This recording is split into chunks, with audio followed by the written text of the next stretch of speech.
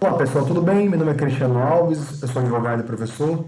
E nesse vídeo vamos falar um pouco sobre a Lei 14.034, recentemente promulgada em agosto de 2020, que alterou dispositivos do Código Brasileiro de Aeronáutica.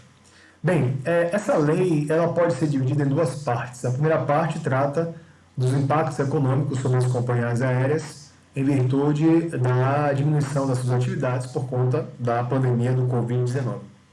E a segunda parte trata da disciplina legal acerca do dano em virtude de interrupções e atrasos em voos. Bom, como eu falei, a primeira parte da lei trata de soluções que foram soluções pensadas, previstas pelo legislador para equilibrar, na verdade, o direito do consumidor em ter os valores pagos pelas passagens reembolsados ou colocados à disposição sob forma de crédito, garantindo, enfim, o direito do consumidor em relação ao valor gasto pelas passagens, ter esse valor devolvido, e a operacionalidade das companhias aéreas, já que por conta da pandemia houve uma grande e abrupta diminuição da frequência de passageiros e por conta disso não havia fluxo de caixa, receita que pudesse dar conta a uma grande devolução de uma soma enorme de recursos, o que poderia provocar uma quebra geral entre as companhias que operam no Brasil. Então foi com o intuito que, além dessa sua primeira parte, foi com esse intuito de equilibrar o direito do consumidor e também a continuidade das atividades das companhias aéreas o mínimo possível, que essa primeira parte da lei tratou. Ela criou 4 soluções para o caso do consumidor ter algum problema, algum contratempo em relação a não embarcar. Na primeira solução temos o reembolso, o cancelamento do voo entre 19 de março e 31 de dezembro de 2020, o cancelamento do voo provocado pela companhia aérea. O reembolso poderá ocorrer no prazo de 12 meses da data do voo cancelado. Então, perceba que o legislador buscou dar um prazo maior para as companhias aéreas devolver esse valor, porque, como eu falei, se tivesse que devolver toda a quantia, toda a soma de recursos arrecadados com as passagens aéreas de uma vez, ou então curto espaço de tempo, as companhias ficariam sem caixa para poder continuar operando. Por isso esse alargamento, por isso esse tempo maior para as companhias devolverem os valores por conta do cancelamento do voo provocados por elas, companhias aéreas. A segunda solução é o crédito. Em substituição ao reembolso, o consumidor terá à sua disposição um valor maior ou igual ao do reembolso. Esse crédito poderá ser utilizado no prazo de 18 meses da data do recebimento por parte do consumidor. Nesse caso, o consumidor não terá o valor devolvido. Ficará como crédito para que ele possa utilizar na compra de algum produto da companhia aérea, principalmente passagem aérea, evidentemente. A terceira solução é a reacomodação em outro voo. Sempre que possível, a companhia aérea deverá acomodar o consumidor em outro voo, sem qualquer ônus. Aí não haverá devolução da quantia paga e nem a disponibilidade de crédito para aquisição de outros produtos de outra passagem. E a quarta solução, no caso da desistência do voo pelo consumidor, também terá o valor devolvido, porém com alguns descontos. Compreendido entre 19 de março de 2020 e 31 de dezembro de 2020. O consumidor poderá optar pelo reembolso, porém terá que ser descontado o valor das penalidades contratuais, ou optar pelo crédito com incidência das penalidades contratuais. Então veja que, só pesando as possibilidades, as soluções apresentadas pelo legislador em relação à situação excepcional que a pandemia provocou, que é a diminuição dos voos e a necessidade de garantir o direito à propriedade, no caso, a devolução do valor pago, a garantia do valor patrimonial da passagem que não foi utilizada, digamos assim, é que nessa última hipótese, como a desistência por parte do consumidor, ele acaba, entre aspas, sendo mais, digamos, menos favorecido. Porque, de certa maneira, ele vai ter os descontos por conta de multa contratual previsto pela companhia aérea por conta de que não houve check-in, e também a incidência de outras penalidades, bem como as tarifas aeroportuárias. Essa é a primeira parte da lei. Vamos à segunda parte, que trata do dano. Bom, antes de começar a falar do dano, eu queria falar do dano previsto na lei e modificado pela Lei 14.034, que eu estou tratando aqui. Eu quero falar um pouco sobre dano em re ipsa. O dano em re ipsa é aquele dano em que a própria conduta do agente ele já enseja, já nos dá a ideia do dano. Ou seja, não é preciso provar que houve realmente um prejuízo. O prejuízo já está íncito na própria conduta. A jurisprudência, os julgados, enfim, veio entendendo que a interrupção de um voo, o atraso de um voo em si, por si só, não será uma conduta por parte da companhia aérea capaz de per si, de ser lesiva ao consumidor. O consumidor teria que provar, além da conduta, que é óbvio, interrupção ou o atraso no voo, o dano provocado por esse atraso, por essa interrupção. Então ficou assim a redação do artigo 251A do Código Brasileiro de Aeronáutica, essa redação promovida pela alteração promovida pela Lei 14.034. A indenização por dano extrapatrimonial em decorrência de falha na execução do contrato de transporte fica condicionada à demonstração da efetiva ocorrência do prejuízo e de sua extensão pelo passageiro ou pelo expedidor ou destinatário da carga.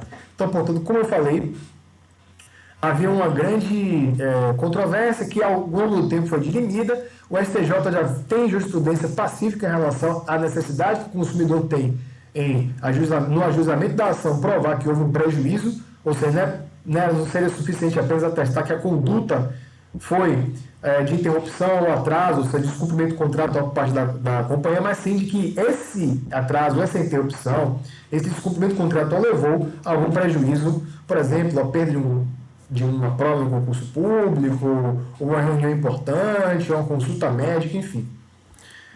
A tentativa aqui é evitar a aplicação da teoria do dano em re ipsa. A inclusão dos dispositivos se configura na consolidação da jurisprudência do STJ. O exemplo é o RESP 1.584.465 de Minas Gerais, da relatoria da ministra Nancy Andrighi. O segundo ponto dessa segunda parte são os excludentes de responsabilidade. Veja que houve algumas alterações, mas a alteração principal ela é no artigo 256, inciso 1, parágrafo 1º, inciso 1. O transportador não será responsável. Desculpem, inciso 2º do parágrafo 1º do artigo 256. No caso do inciso 2º caput deste artigo, que se refere a atraso do transporte aéreo contratado, como vocês podem ver, se comprovar que, por motivo de caso fortuito ou força maior, foi impossível adotar medidas necessárias, suficientes e adequadas para evitar o dano. Ou seja, o atraso do voo não será considerado uma conduta lesiva caso a companhia aérea comprovar que, por motivo de caso fortuito ou força maior, foi impossível adotar medidas necessárias, suficientes e adequadas para evitar o dano. Na redação antiga havia só a previsão de caso fortuito, o que é, para alguns, para a parte da doutrina, apenas uma minúcia. Para outra parte, há uma diferença grande entre caso fortuito e força maior, eu não vou adentrar nisso aqui.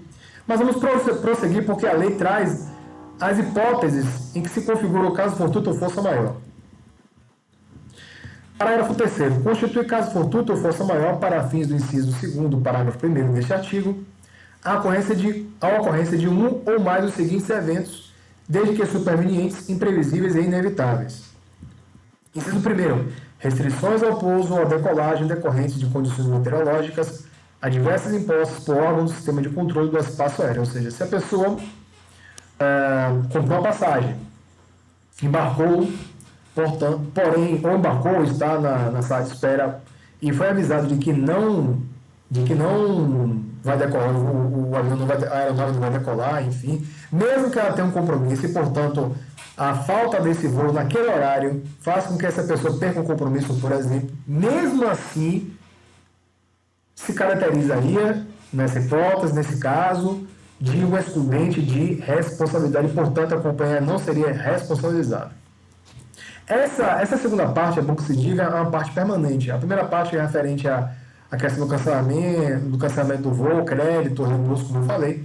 Ela é uma parte transitória, mas essa aqui é permanente. Essas disposições aqui sobre o dano extrapatrimonial são para ficar mesmo. Inciso 2º. Restrições ao pouso ou decolagem decorrentes de disponibilidade da infraestrutura aeroportuária. Terceiro, restrições ao voo, ao pouso ou à decolagem decorrentes de determinações da autoridade de aviação civil ou de qualquer outra autoridade ou órgão da administração pública que será responsabilizada.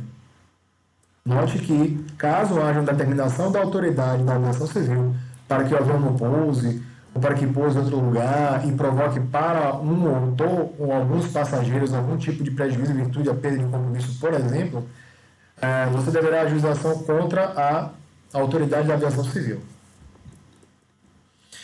Inciso 4º, decretação de pandemia ou publicação de atos de governo que dela decorram com vistas a impedir ou a restringir o transporte aéreo ou as atividades aeroportuárias.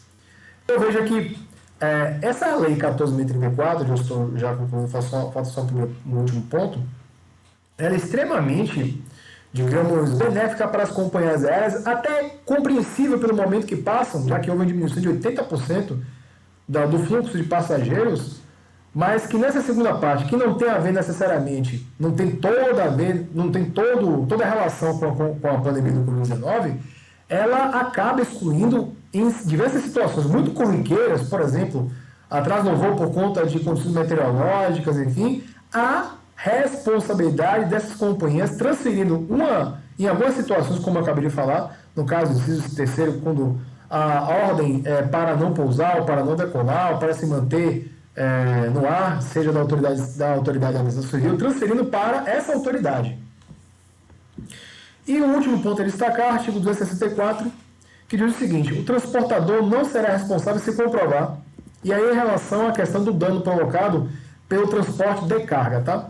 O atraso na entrega da carga foi causado pela ocorrência de um ou mais dos eventos previstos no parágrafo 3º do artigo 256 dessa lei, que são essas hipóteses que eu acabei de falar, incisos 1 a 4 do parágrafo 3º do artigo 256. Tá certo? Bom, pessoal, eu fico por aqui. Então, agradecer a todos que assistiram esse vídeo. Desculpe se houve algumas falhas e tal, eu fiquei um pouco ausente nesses últimos tempos. E obrigado por terem assistido, agradecer novamente. Então, pedir que curtam se gostaram desse vídeo, que se inscrevam caso ainda não tenham feito a inscrição, isso vai ajudar muito o canal. Muito obrigado, valeu!